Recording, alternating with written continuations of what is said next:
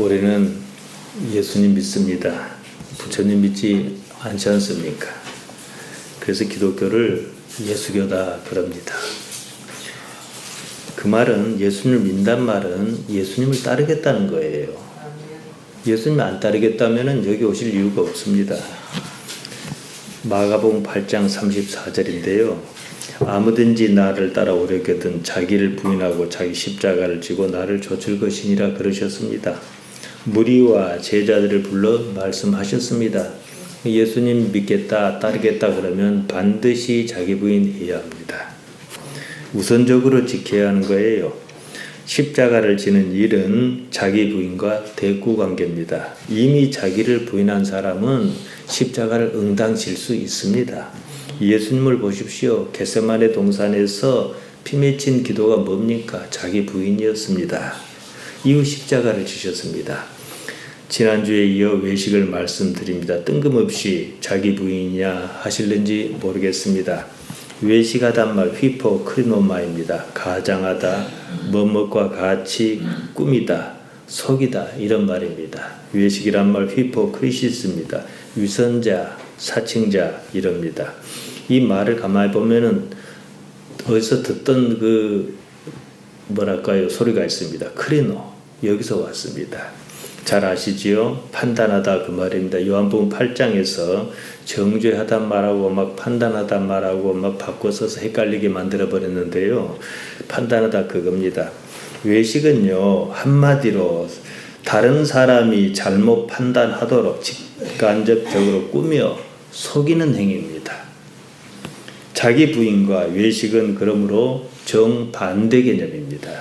자기를 부인하지 않는 사람은 반드시 외식한다고 보면 맞습니다. 좋게 보이려고요. 왜냐?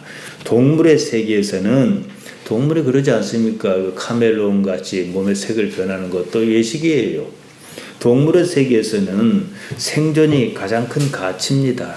거기서 왜곡이 발생했습니다. 다시 말씀드리면 외식이라는 것은 인간이 아직 동물적 본능에서 벗어나지 못했다는 거예요. 본능의 확장입니다. 외식이 심하면요 사람 아니에요. 종교의 도전이 여기에 있습니다. 종교의 가치는요 의외로 단순합니다. 단지 사실을 추구합니다. 종교가 정의니 민주주의 그런 것 아닙니다. 사실을 추구 그 자체가 정의입니다. 의에 대하여라면 내가 아버지께로 가니 요한복음 16장에서 말씀하시지 않았습니까? 아버지께로 가는 게 왜 의입니까? 하나님과의 일치를 말하는 거죠. 외식이 없습니다. 성경에서 말하는 진리는 다른 말 아닙니다. 알레데이아입니다. 단지 사실을 말합니다. 영어로 truth, 있는 그대로입니다. 거기에는요 사실이니까 어떤 외식도 없는 거예요. 기독신앙의 능력은 여기에 있습니다. 사실은 그 자체가 힘이 있습니다. 하나님 때문이에요. 내가 사실대로 살 수 있으면 대단히 능력 있는 사람입니다. 사실 그게 정상이에요. 문제는요, 교회에 외식이 판친다는 점입니다. 외식을 별것 아니다. 거칠게 좀 할 수 있지 않느냐. 이렇게 쉽게 생각하는 것 같습니다. 일단요, 외식은요, 거짓이에요. 그래서 문제입니다. 외식은 사실을 사실로 보지 못하게 합니다. 이 점에 대해서 제가 그저께 18분 영상으로 만들어 유튜브에 올렸습니다. 보실 수 있는 분들은 보시기 바랍니다. 사실에 대한 왜곡은요, 크든 작든 일단 거짓입니다. 하나님께서 거짓을 행하시지 않습니다.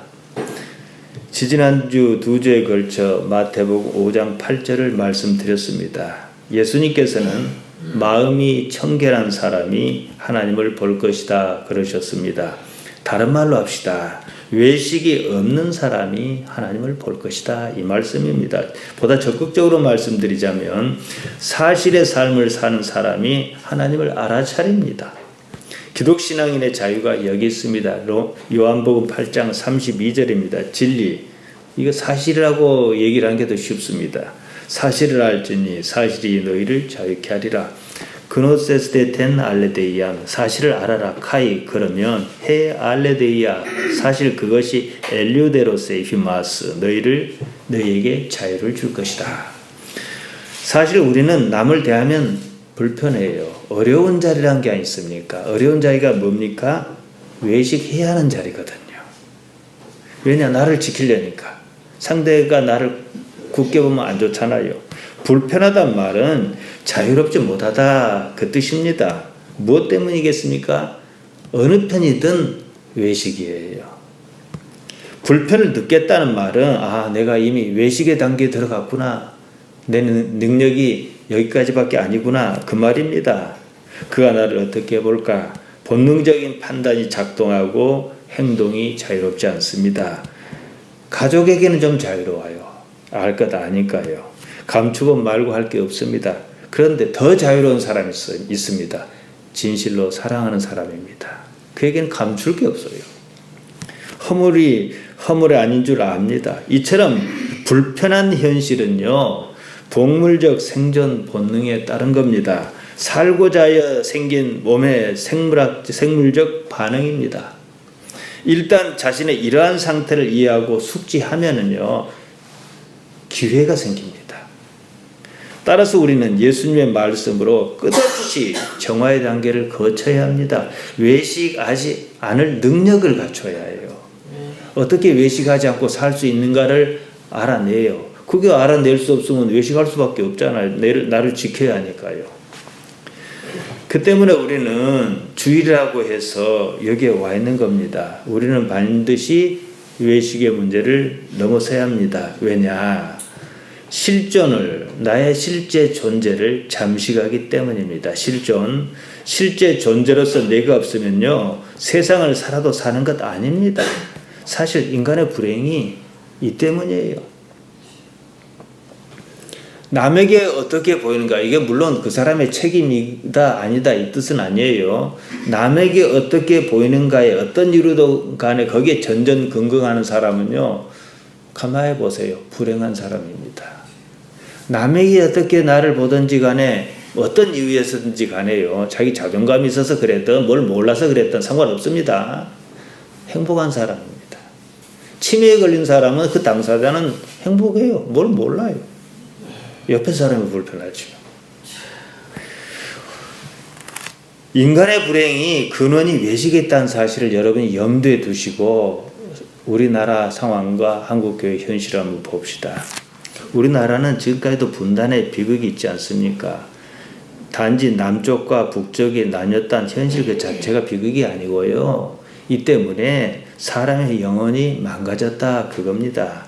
분단을 핑계로 진실이 무색하고 거짓이 활개치고 있지 않습니까? 분단 때문에 이익 보는 집단이 있다는 거예요. 한때는 정치 대통령 선거만 나오면 빨갱이 프레임이 잘 먹혀들지 않습니까? 저는 이석기인가 뭔가 하는 사람이 지하실에서 애기들 몇 명 데려동 뭔 말 했다고 간첩이다고 그렇게 재판하는 그런 희한한 나라 처음 봤습니다. 아무나 그럴 수 있는 거예요. 무슨 모의는 무슨 모입니까? 아직도 이런 비극이 있습니다. 이승만 전 대통령 얘기를 잠깐 하렵니다. 그가 교회 장로였기 때문에 자기 부인이 없는 신앙은요, 단지 신앙 자체가 외식의 수단이에요. 그러면 무섭습니다. 나쁜 데다 더 나쁜 짓을 하게 해요. 노덕술이라는 사람이 있어요. 그가 얼마나 유명한 사람이냐면은 백과사전에도 나옵니다. 노덕술은 조선이면서도 일제강점기 악명높기로 유명한 일본 순사였습니다. 요새 쓰는 말로 반민족 친일파의 전형입니다.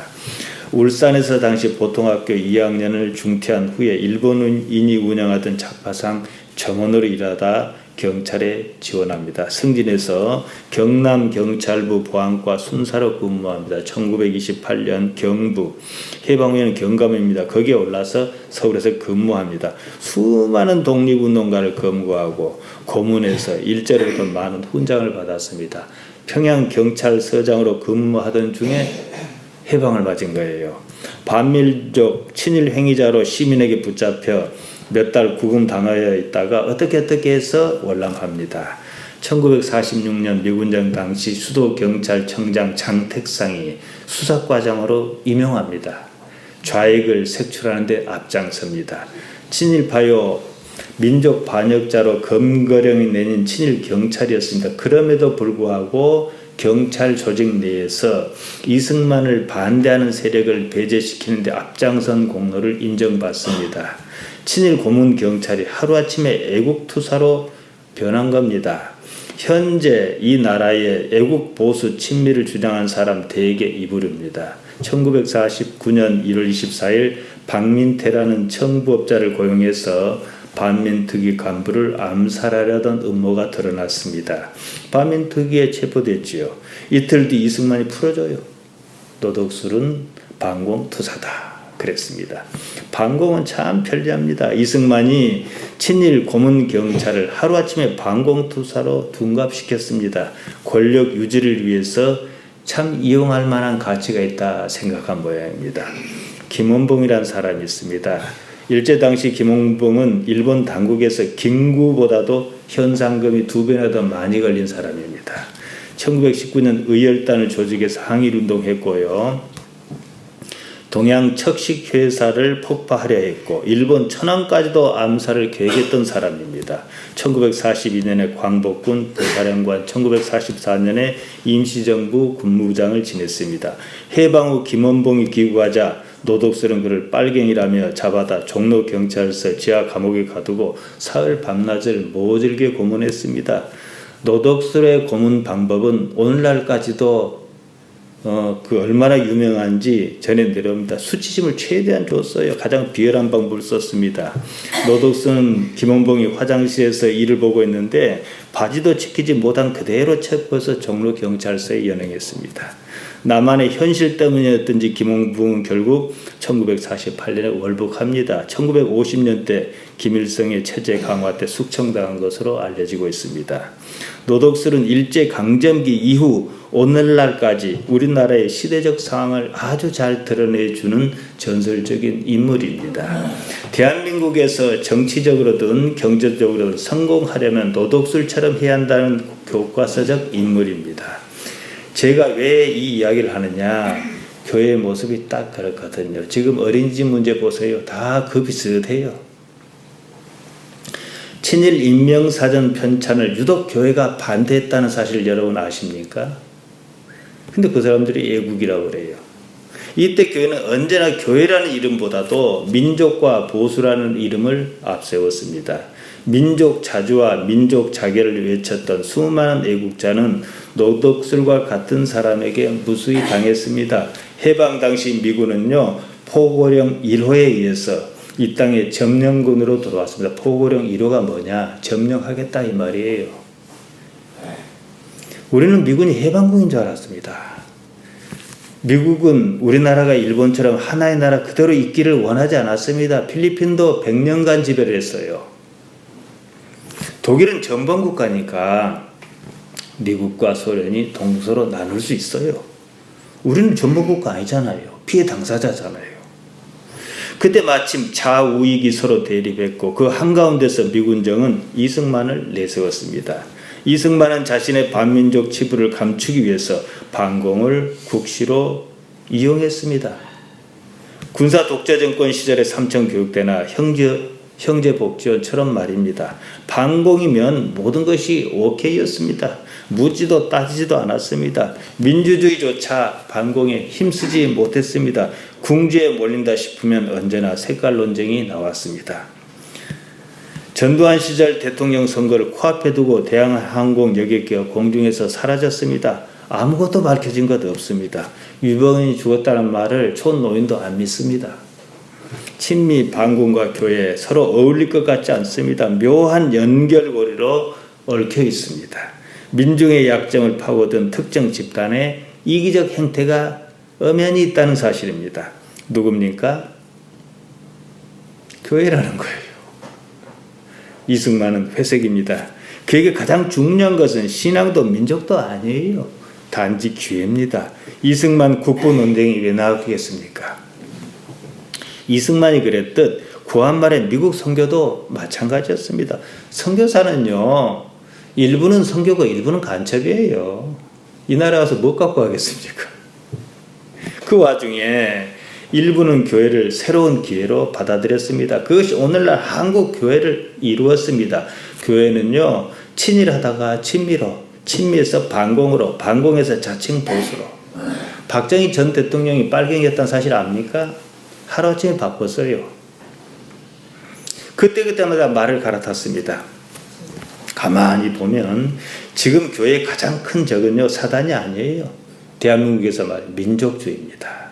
민족주의가 자신의 기회를 빼앗아 갈 것이 뻔합니다. 100번 김구의 죽음도, 심지어 노무현 전 대통령의 죽음도 그 연장선상에 있습니다. 민족주의는 이 나라에서 살아남기 힘듭니다. 그나마 시기가 이만큼 좋아져 가지고 현 정부가 참 어렵게 이렇게 지금 잘 가고 있는 중이에요. 미국은 자국의 이익을 위해서 그것을 방조했습니다. 중미 사람들이 5,000km를 걸어서 미국 국경을 넘으려 안 합니까? 왜 그랬겠습니까? 그 나라를 미국이 그렇게 만든 거예요. 기독 신앙이 어째서 이런 식이냐는 겁니다. 그 연장선상에서 교회에 다니지도 않은 박정희 전 대통령 부부 영정사진을 걸고 강단에 예배하는 데가 있습니다. 대한민국에서 가장 큰 교회라는 데서 전두환 씨 부부를 불러 각하라 부르고 축복하며 기도했습니다. 요즘 한참 시끄러운 거기 말입니다. 예수님께서 말씀하셨습니다. 마태복음 5장 37절입니다. 오직 너희 말은 옳다 아니라 하라. 이에서 지나는 것은 악으로조차 나느니라 그러셨습니다. 옳은 것은 옳고 아닌 것은 아닙니다. 그뿐이에요. 이 단순한 일을 안 하는 거죠. 그렇게 하지 못하면 문제입니다. 옳고 그러면은요, 어떠한 이해관계도 개입시키지 말라는 말씀입니다. 이해관계의 단초가 뭐냐? 외식이에요. 모든 악이 남이 알아주는 것을 바라는 데서 출발합니다. 우리 신앙은 그것 아닙니다. 오직 하나님 한 분만 아시면 그만인 거예요. 그래서 여러분이 아프게 신앙생활 하는 거예요. 저는 친민이 반민이 그런 데 관심 없습니다. 미국은 그냥 미국입니다. 교회 강단에 어째서 성조기가 있어야 합니까? 참 알다가도 모를 일입니다. 그럼 미국교를 하든지요. 저는 지금 외식을 말하고 있습니다. 외식이 얼마나 무서운 것인지 말입니다. 따지고 보면 교회는 가해자인 동시에 또 1차적인 피해자입니다. 더 안타까운 일은 교회는 그 사실조차 모른다는 거예요. 자신이 한 일이 무엇인지도 몰라요. 바늘도둑이 소도둑 된다는 말이 있습니다. 그처럼 외식은 얼핏 바늘 한두 개 훔친 것이 얼마나 문제겠느냐, 그처럼 사소하게 보입니다. 하지만 우리 신앙에서 외식은 모든 악의 시작입니다. 교회가 그 사실 너무 쉽게 보는 것 같습니다. 외식의 무서운 것은 자신이 누군지조차 모르게 만들어버린다는 데 있습니다. 자기 실존이 사라져요. 잔다르크는 조국 프랑스를 위기에서 구했습니다. 그런 교회는 그녀를 마귀로 몰아 불태워 주겠습니다. 유관순도 그렇게 죽지 않았더라면 10중 8구는 잔다르크의 길을 갔을 것입니다. 안중근 의사가 하얼빈에서 이토 히로부미를 암살했습니다. 그때 잡히지 않고 해방을 맞아 이 땅에 들어왔다면 필시 김헌봉과 같은 일을 당했을 것입니다. 1597년 10월 25일 선조 30년 9월 16일입니다. 이순신은 13척 전함으로 일본 수군 330척을 격파했습니다. 명량해전입니다. 이로써 7년간의 임진왜란은 사실상 끝납니다. 이순신은 전쟁을 승리로 이끌고 죽었습니다. 만일 그때 죽지 않았다면 어땠을까요? 선조에 의해서 무슨 해코지를 당했을는지 모릅니다. 곱게 살아남지 못했을 것입니다. 성경에도 비슷한 일이 있어요. 사무엘상 18장 7절입니다. 사울이 죽인 자는 천천히요 다윗이 죽인 자는 만만이로다. 이스라엘 여인들이 이스라엘의 승리를 두고 블레셋을 물리치는 승리를 두고 뛰며 노래했습니다. 한 사람은 기뻐하지 않았어요. 사울이었습니다. 다윗은 골리앗을 무찌르므로 블레셋과 전쟁을 끝냈습니다. 그때 이스라엘 여인의 입에서 자연스럽게 나온 노랫말입니다. 이 노래는 다윗에 대한 사울의 시기심에 불을 당겼습니다. 그때부터 사울은 다윗을 죽이려고 했습니다. 조선의 선조든 이스라엘의 사울이든 남에게 어떻게 보이는 나가 가장 중요했습니다. 대표적인 외식의 시작입니다. 다행히도 이순신 장군은 명량해전에서 죽었습니다. 그때 잘 죽었습니다. 그렇지 않았더라면 선조의 질투를 버텨내지 못했을 것입니다. 전에도 그런 일이 있었어요. 선조는 이순신을 전장에 내보내지 않으려고 그랬습니다. 이순신이 신에게 열세척의 베개가 있습니다 하고 간곡히 청원하자 달리 방법이 없으니까 내보냈던 거예요. 아마 죽기로 하고 해전에 임했을 것입니다. 교회는 천국을 말합니다. 그렇죠? 그러면 모든 관심을 천국에 둬야 합니다. 그럽니까? 천국보다도 오직 자신의 입지가 우선입니다. 권력 집단으로 군림했습니다. 그때부터는 자신의 필요에 따라 성경의 어떤 구절, 교리를 취사선택해 왔습니다. 2000년 동안 그랬습니다. 초기 교회는 권력과 일정한 거리를 두었습니다. 박해에 시달리자 생존의 문제에 직면했습니다. 권력을 받아들였습니다. 그때부터 지금까지 교회의 가장 큰 적은 바로 자기 자신, 그 권력이었습니다. 교회는 권력을 유지하기 위해서 애썼습니다. 모든 교리를 권력을 지키는 방편으로 사용했습니다. 교회의 권력을 반대하면 그냥 사단이라 그랬습니다. 교회는 천국을 탐구하지 않았습니다. 지금 이 땅에 관심이 더 많았습니다. 그러다 보니 자연스럽게 천국은 죽은 뒤에나 보자는 천국으로 변하고 말았습니다. 지금도 그렇습니다. 교인의 천국은 나중 세상이고 목사의 천국은 지금 세상 아닙니까? 평생 주를 위해서 일했다는 명망 있는 목사가 있습니다. 일반인으로서는 상상도 할 수 없는 수백억의 금액을 퇴직금으로 교회에서 받았습니다. 그것도 모자랐던 모양입니다. 수십 년 동안 수백억을 편법, 불법으로 챙긴 일이 들통났습니다. 방법도 교묘합니다. 기업 뺨칩니다. 어째서 그랬을까요? 자기가 강단에서 그토록 말했던 천국은 정작 자기 자신에게는 의미가 없었던 겁니다. 돈이든 권력이든요, 필요 이상의 것은 필요하지 않습니다. 배부르면 그만이에요. 근데 왜 외식합니까? 모두가 남에게 어떻게 보는 데서 시작한 거예요. 외식은요, 여러분, 한계가 없습니다. 아무도 살지 않는 무인도에서 혼자 산다면 그럴 필요가 있을까요? 거기에는요, 외식에는 나는 없어요. 타인의 나만 있습니다. 외식은 휘포크리시스입니다. 위선, 사칭하는 것입니다. 거칠의 정도가 아니에요. 외식이란 말이 우리말 번역은 아주 약해요. 다르게 나쁘게 번역할 방법이 없어요. 충분히 의미 전달하기 어렵습니다. 그처럼 나쁜 것은요, 자신의 본질을 잃게 만들기 때문입니다. 모든 악의 출발점이 거기 있습니다. 여자가 선악과를 봤어요. 항상 보던 겁니다. 아무렇지도 않았습니다. 어느 날 마음에 비교와 평가가 생겼습니다. 그때부터 뭐직하다는 마음이 생긴 거예요. 보암직하다, 먹음직했습니다. 그럴 가능성을 말합니다. 자기 생각이에요. 판단이 어느 쪽으로 기울었습니다. 어떤 평가가 들어있습니다. 외식은 그렇게 시작합니다. 기반이지요. 막상 그러고 보니까 지루하게 할 만큼 탐스럽기까지 했어요. 왜 여태 저것을 몰랐지 싶었습니다. 눈이 트였습니다. 보지 말아야 할 것을 본 셈입니다. 상상력이 생겼습니다. 상상력이 생기면 어떻게 해요? 상상력은 관성이라는 게 있어요. 어느 쪽으로 막 갑니다. 극대화합니다. 의미가 커집니다. 하나님께서 창조하셨던 인간의 본질적인 모습은 자체를 감추었습니다. 모든 것이 변했습니다. 동산에서 쫓겨났어요. 행복을 잃었습니다. 외식이 딱 정리해버리면 외식이 행복을 잃게 하는 거예요. 외식이 없고 옳은 건 옳다, 아닌 것 아니라만 할 수만 있으면 행복하다 그 말과 같아요. 선악과 사건이 전하는 내용을 잘 보셔야 해요. 선악과를 왜 따먹는가 원인을 말하지 않습니다. 그래서 무슨 일이 있었는데 결과만 말합니다.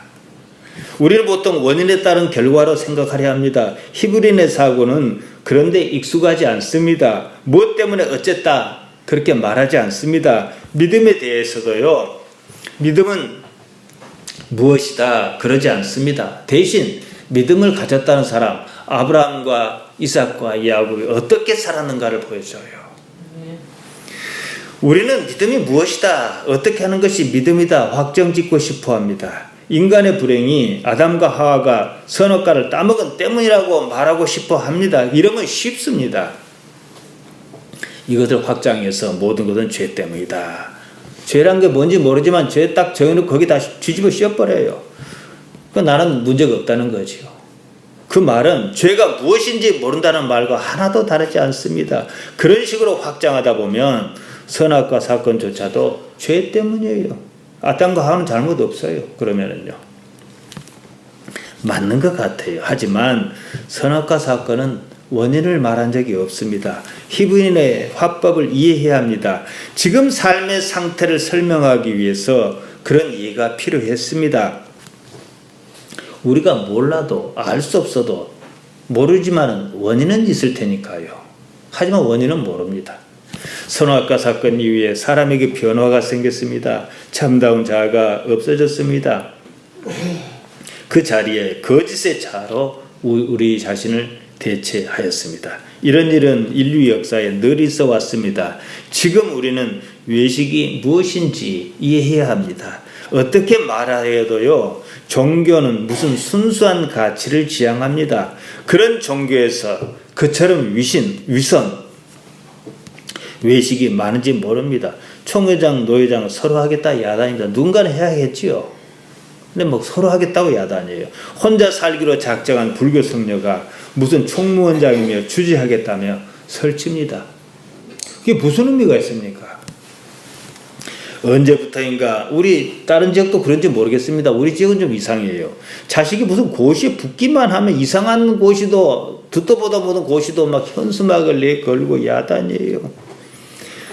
어떤 경우는 이제 그 아버지가 죽었는가 고 아무개 누구 이러면서도 현수막을 걸었더라고. 아무개 또 아들이 경기도 무슨 의왕신가 광명신가 시장에 당선했다고 현수막을 걸었더라고요. 이제 대놓고 외식하자 그겁니다. 생각이 나쁩니다. 자기 자식 고시에 합격했다고 내 입에 떡 한 덩어리 들어왔습니까? 별것도 아닌 걸 가지고 마구 자랑질합니다. 위선이에요. 외식이 도를 넘었습니다. 위선은요, 외식은요, 아무리 작은 일도 그 자체가 거짓의 출발점이라는 데 문제가 있습니다. 거짓은요, 크고 작은과 상관은 없어요. 바늘도둑이나 소도둑이나 도둑놈이긴 마찬가지예요. 적게 돌랐다 그런 건 없어요. 작은 위선이 나중에는 자기 자신의 본질이 무엇인지 모르게 만들어버린다는 거지요. 우리가 영생의 세계를 다 모른다 그럽시다. 그래도 한 가지는 인정할 수 있어요. 그 세계는 거짓이 없는 세계랄 거는 거. 순수한 세계일 것이라는 거. 그러면 지금부터 그러려고 노력해야 해요. 어떠한 종류의 거짓도 위선도 용납하지 않으려 해야 합니다. 지금은 감춘 우리 자아의 우리 본디 자아를 일깨워야 합니다. 남이 알아주는 자는 본질적인 내가 아니에요. 거짓의 납니다. 거짓이니까 내가 아니에요. 실존이 아니다 이거예요. 보통 남의 시선이 규정하는 나를 나라고 착각합니다. 여기서 문제가 발생합니다. 나의 존재 본질은 남이 알아주는 것과는 아무런 상관이 없습니다. 생각해 보세요. 남이 알아줘도 여기 있고 안 알아줘도 살아 있습니다. 그냥 그 자체로 납니다. 남이 알아주든 알아주지 않든 나의 실제 존재는 변함이 없습니다. 참다운 존재만이 하나님과 관계가 있습니다.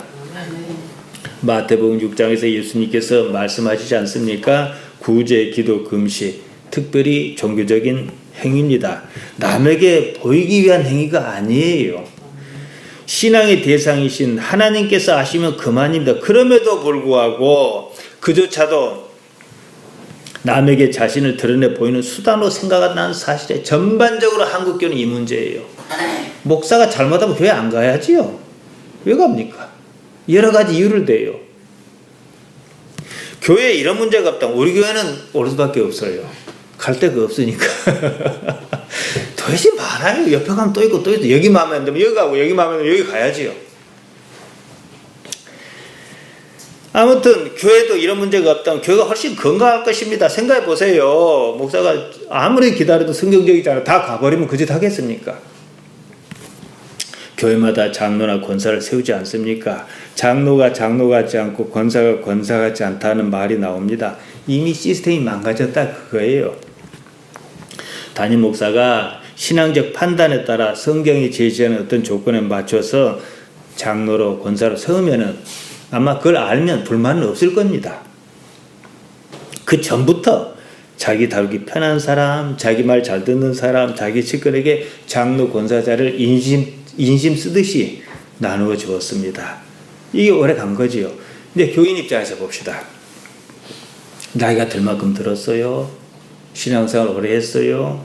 장로나 권사로 임직을 받지 못했습니다. 함께 신앙하던 생활하던 사람이 다 안 그런 모르겠는데 자기만 쏙 빼고 다 장로 권사예요. 그럼 뭐예요? 나가라 이 소리나 다를 게 없는 거예요. 임직을 받은 사람이 그럴 만하면 받아들일 수 있어요. 사도행전 6장 3절에서 말하듯이 7집사를 뽑을 때 적어도 이런 기준이 있었습니다. 형제들아 너희 가운데서 성령과 지혜가 충만하여 칭찬 듣는 사람 7을 택하라 그랬습니다. 성령과 지혜가 충만하여 칭찬 듣는 사람이라면 받아들일 수 있습니다. 성령하고는 담쌓고 사는 사람을 갖다가 장로 세워요. 이 사람을 주면 저 사람도 주지 않을 수 없습니다. 이제 망가졌어요. 도둑놈도 사기꾼도 성추행범도 문제가 없어요. 드러나지만 않으면 괜찮아요. 나에 관한 것은 진짜 자기가는 거짓의 자기를 형성합니다. 그런 것으로 거짓의 자를 확장합니다. 마태복음 6장은 표면적으로는 구제, 기도, 금식, 제물을 말하지만 예수님께서 말씀하신 바는 결국에는 자아의 정체성, 무엇이 자아의 정체성을 흐리느냐 이 문제입니다. 그러면 그건 악한 거예요. 구제, 기도, 금식을 어떻게 해야 하는가, 제물을 어떻게 해야 하는가 이 말씀 아닙니다. 사람은 자기가 속한 사회에서 인정받기를 원합니다. 인정받기 위하여 무슨 일이든 하려 합니다. 외식이 발동합니다. 피라미드나 만리장성과 같은 불가사형 건축물로 자아를 확장하고 보호하려 합니다. 종교 행위는 더해요. 무엇으로든 자아를 확장하고 싶어서 안달합니다. 구제와 기도와 금식은 유대인에게서 중요한 종교 의식입니다. 안식일을 지키는 것도 마찬가지입니다. 그런 것은 자신이 유대인임을 드러내는 일이에요. 만일 유대인이라는 것이 별로 가치가 없다면 누가 그러겠느냐는 거예요. 구제하는 일에서 구제는 사라지고 드러내는 일만 남습니다. 구제로서 자신을 드러내어 자기가 속한 사회에서 자신의 존재감 내지는 영향력 확장을 기대합니다. 그만큼 자아가 커지기를, 거짓의 자아가 커지기를 원합니다. 기도도 그래요. 기도하는 것이 아니라 어떻게든 자신을 드러내려 합니다. 그러면 그것은 기도가 아니에요. 외식이지요. 이방인의 기도가 뭡니까? 중언부언하는 기도. 한 말 또 한 말 또 하고 이루어져도 그만, 안 이루어져도 그만, 그런 기도 아닙니까? 기도의 본질은 기도의 대상이신 하나님께 자기 속마음을 털어놓는 것입니다. 사람에게 보이려고 하는 거 기도 아니에요. 구제든 기도든 은밀히 해야 한다 그러셨습니다. 골방 기도가 기도입니다. 왜냐? 외식을 허용하지 않기 때문입니다. 1,000만 원 정도 드리면요, 미얀마에 교회 하나 세운답니다.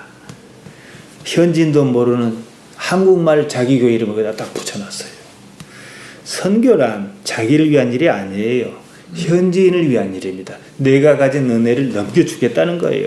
복음 전파 외에 아무런 조건이 없습니다. 선교는요, 외식하기 딱 좋습니다. 여행도 하고 해외 선교라며 자주 나가는 사람 문제 다 많습니다. 선교니까 외식이 없다고 생각하는 모양이에요. 지금 교회는 무엇으로 자아와 동일시해서 자기 자신을 확장하고 보호하려 하는가, 그 문제입니다. 외식은요, 그 다음은 반드시 권력을 지향합니다. 어느 시대든 그랬어요. 일본 때에 한때 일본의 우찌무라 간조와 그에게 영향을 받은 사람이 있었습니다.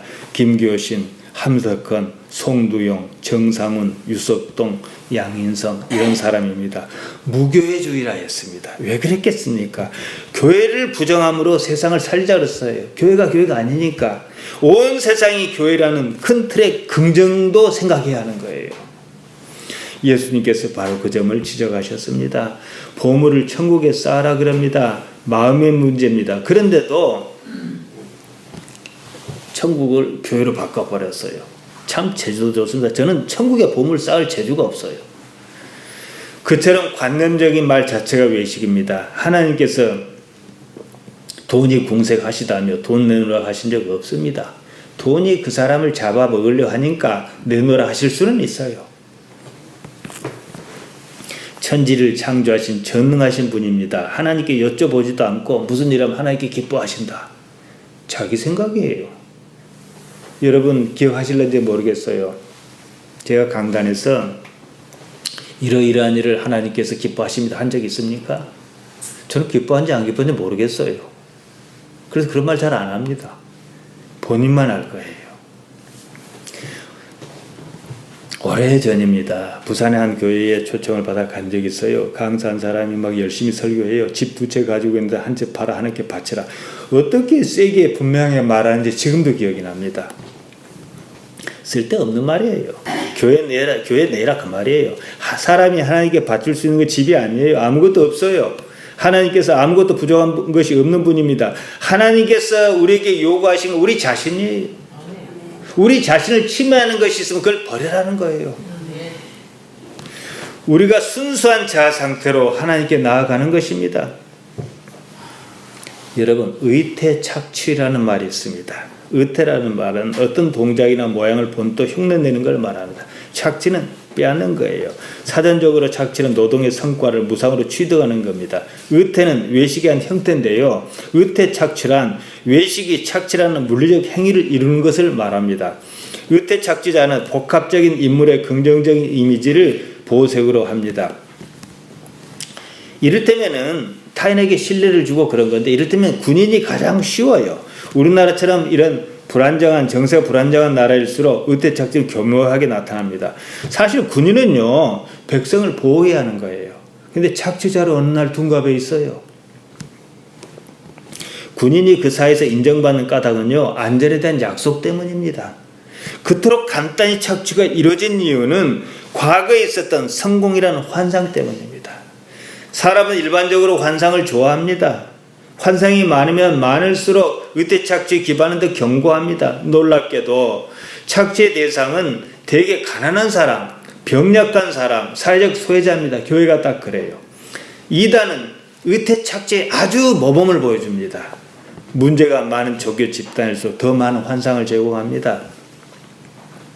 의태착취가 가장 빈번하게 나타나는데요. 희망과 방향을 제시합니다. 이런 영적 지도자의 대가로 성직자는 존경과 자원을 받습니다. 때로 성직자가 사회적 물을 일으켜도 추종자가 줄지 않습니다. 추종자가 그것이 착취라는 사실을 깨닫지 못하기 때문에 그래요. 이런 연골고리는 빠져나올 수 없는 악의 사슬인 경우가 대부분입니다. 알아차렸을 때 어떻게 해볼 수 없어요. 구원파가 그러지 않나 싶어요. 구원파는 다른 이단에 비해서 크게 문제일 건 없습니다만은, 구원파 하면은 이미 구원파가 일부의 어떤 기업을 내가 하고 있고 돈을 벌고 있거든요. 이거 못 나오는 거예요. 통일교도 그런 식입니다. 그러니까 그런 이단들은 주로 사업하고 같이 해요. 그래야 사업 때문에 못 나오거든요. 의태착취는요, 추종자에게 무조건 복종을 요구합니다. 추종자는 높은 차원으로 상승된 자를 희망하며 모든 재산을 기꺼이 바치거나 매를 맞거나 창피를 감수합니다. 최근 어떤 여자 목사가 나이든 교인을 요 밑에 세워놓고 막 뺨을 때리고 그런 일이 있었지 않습니까? 그냥 그것만 보면 말도 아닌 소리지만은 이게 바로 대표적인 의태착취고 이단에서 가장 많이 나타나고 교회에도 이런 게 잠재해 있다는 거예요. 교회가 무엇이 진실인지조차 가늠하기 어려운 상황에 빠진 이유는 의외로 간단합니다. 외식 때문입니다. 외식은요, 거짓의 시작입니다. 외식은 자기 자신을 거짓으로 은폐시키는 시작점입니다.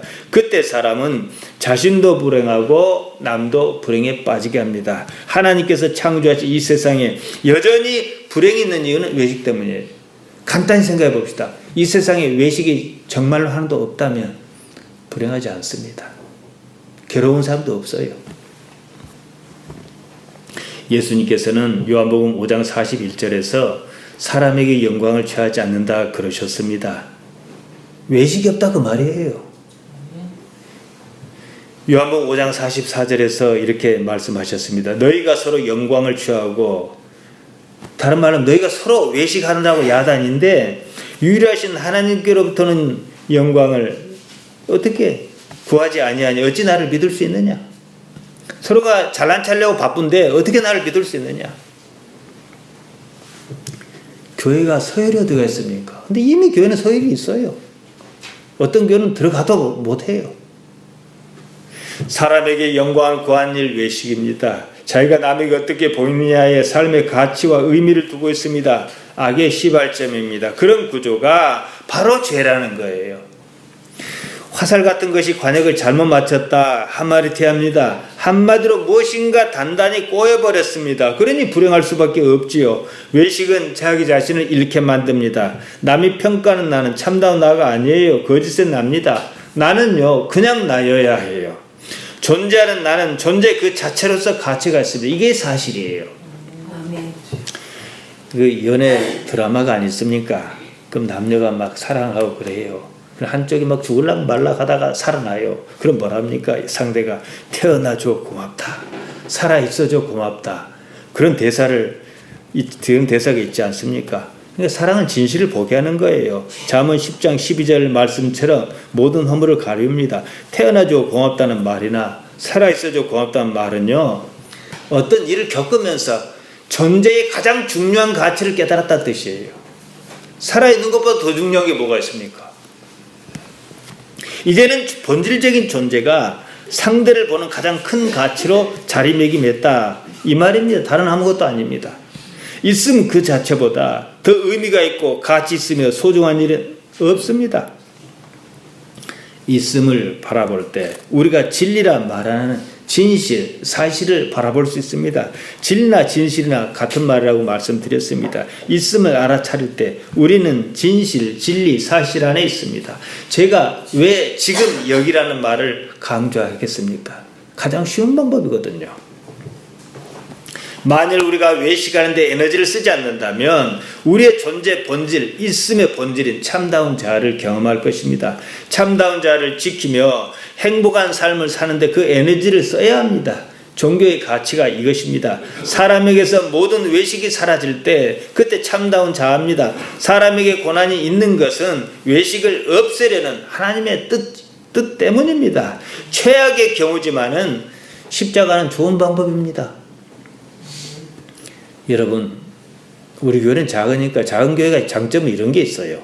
하나님만 아시면 그만이에요. 얼핏 그 일은 가치 없어 보여요. 그렇지 않습니다. 참다운 자아를 찾는데 매우 유익합니다.